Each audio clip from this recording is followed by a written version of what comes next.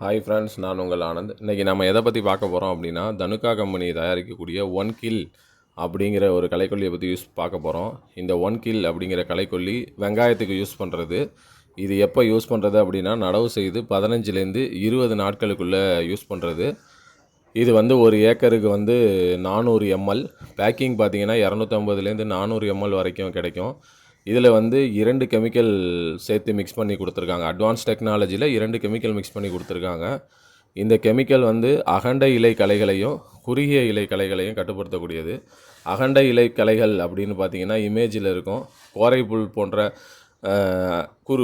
ஊசி போன்ற இலைகளை உடைய களைகளையும், அதே சமயம் அகண்ட இலைனா இருவித்திலை உடைய அகண்ட இலை களைகளையும் கட்டுப்படுத்தக்கூடியது.